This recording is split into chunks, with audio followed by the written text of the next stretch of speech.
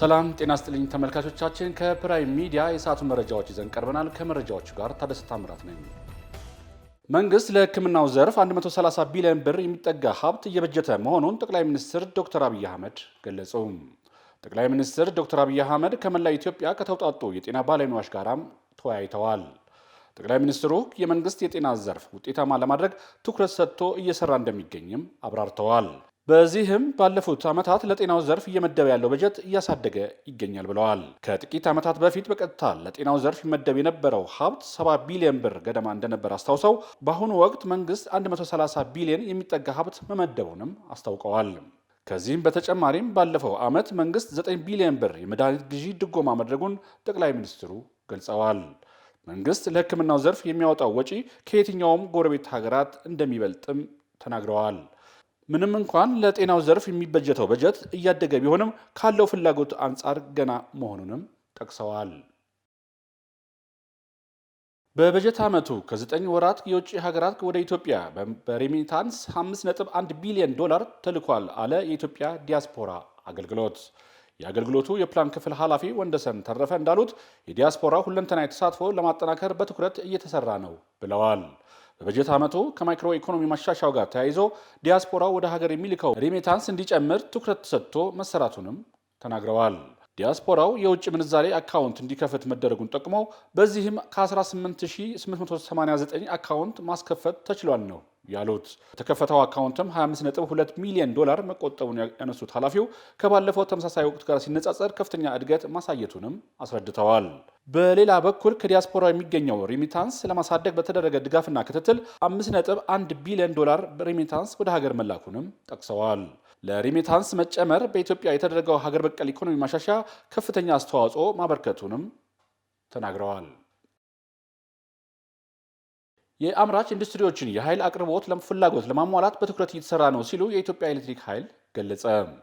የተቋሙ የሕዝብ ግንኙነት ኃላፊ አቶ ሞገስ መኮንን እንዳሉት የገፈርሳ ኃይል ማከፋፈያ ጣቢያን አቅም ለማሳደግ የተተከለው አዲስ ተንቀሳቃሽ የኃይል ማከፋፈያ ጣቢያ አገልግሎት መስጠትም ጀምረዋል። ወደ ስራ የገባው ባለ 230 15 ኪሎ ቮልት ተንቀሳቃሽ ኃይል የማከፋፈያ ጣቢያውን አቅም ወደ 200 ሜጋዋት ያሳድጋል ተብሏል። ተንቀሳቃሽ የኃይል ማከፋፈያ ጣቢያው በአካባቢው ይስተዋል የነበረውን የኃይል መቆራረጥ ችግር እንደሚያስቀርም አንስተዋል። በየአካባቢው እያደገ የመጣውን ተጨማሪ የኃይል ፍላጎት ከጣቢያው አቅም በላይ እንዳይሆን በማድረግ አዲስ ተንቀሳቃሽ ኃይል የማከፋፈያ ጣቢያ መትከሉን አቶ ሞገስ ተናግረዋል። በዘንድሮ የአረንጓዴ አሻራ መርሃ ግብር ከ5.6 ቢሊዮን በላይ ችግኝ ለመትከል ዝግጅት መደረጉን የኦሮሚያ ክልል ግብርና ቢሮ አስታወቀ። የኦሮሚያ ክልል ግብርና ቢሮ ምክትል ኃላፊና የእጽዋት ጥበቃ ዘርፍ ኃላፊ ደጀኔ ሄርጳ እንደገለጹት በክልሉ የዘንድሮ የአረንጓዴ አሻራ መርሃ ግብር በማካሄድ በቂ ዝግጅትም ተደርጓል ብለዋል። በዚህም በአሁኑ ሰዓት በክልሉ የተለያዩ ዞኖች ከ5.6 ቢሊዮን በላይ ችግኞች መዘጋጀታቸውንና ከዚህ ወር ጀምሮ እንደ አካባቢው የአየር ሁኔታ የተከላ ስራ እንደሚጀመርም ገልጸዋል።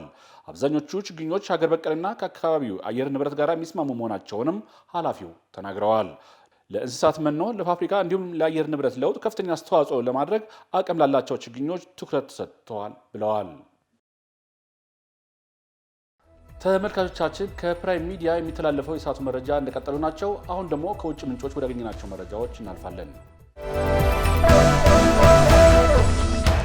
ኢራን የዓለማችን 1/5 የድፍድፍ ነዳጅ ዘይት መተላለፊያ የሆነውን የሆርሙዝ ሰርጥ እንዳትዘጋ ተጽዕኖ ለመፍጠር የአሜሪካ የውጭ ጉዳይ ሚኒስትር ማርኮ ሩቢዮ ለቻይና ጥሪ አቀረቡ።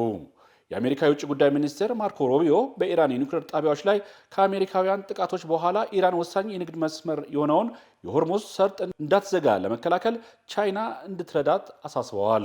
ሩቢዮ እንደተናገሩት የቻይና መንግስት በቤጂንግ በኩል በዚህ ጉዳይ ላይ ተጽዕኖ እንዲያደርግ አበረታታለሁ፣ ምክንያቱም ነዳጅ በሆርሙዝ ሰርጥ በእጅጉ ጥገኛ ነው ብለዋል። አሜሪካ በኢራን ላይ የፈጸመችውን ጥቃት ተከትሎ በኢራንና በኦማን መካከል የሚገኘውን የሆርሙዝ ሰርጥ እንዲዘጋ የሀገሪቱ ፓርላማ መወሰኑን የኢራን መንግስታዊ ሚዲያዎች ዘግበዋል። ሩቢዮ ለኢራን ባስተላለፉት መልእክት ይህንን ካደረጉ ሌላ አስከፊ ስህተት ነው፣ ለእነሱም ቢሆን ኢኮኖሚያዊ ራስን ማጥፋት ነው የሚል አስተያየትም ሰጥተዋል።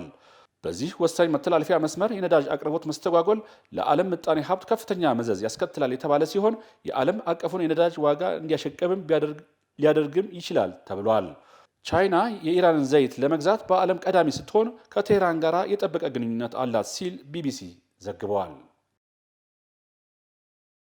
ሀገራት ዓላማቸውን በሰላማዊ ጥረት እንጂ በሁከትና ደም አፋሳሽ ግጭት ማስፈጸም የለባቸውም ሲሉ የሮማ ካቶሊክ ቤተክርስቲያን ርዕሰ ሊቃነ ጳጳስ ሊዮ 14ኛ ገለጹ። ርዕሰ ሊቃነ ጳጳሱ ሊዮ 14ኛ ፕሬዚዳንት ዶናልድ ትራምፕ በኢራን ኒውክሌር ጣቢያዎች ላይ የወሰዱትን የአየር ላይ ጥቃት የተቹ ሲሆን ጦርነት ችግርን አይፈታም ሲሉም ተናግረዋል። ከመቼውም ጊዜ በላይ አሁን ያለንበት ጊዜ ዓለማችን ሰላም ትፈልጋለች። ይህንን ሰላም በጦር መሳሪያና ግጭት አይመጣም፣ በሰላማዊ ንግግር እንጂ ብለዋል ርዕሰ ሊቃነ ጳጳሱ። ዓለም አቀፉ ማህበረሰብም ሰላምን ለማምጣት በትብብር ሊሰራ ይገባልም ሲሉ ተናግረዋል።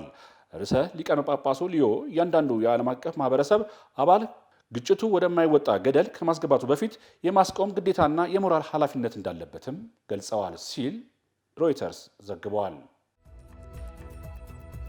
ተመልካቾቻችን የሰዓቱ መረጃዎቻችን ይህን ይመስላሉ። ሰላም።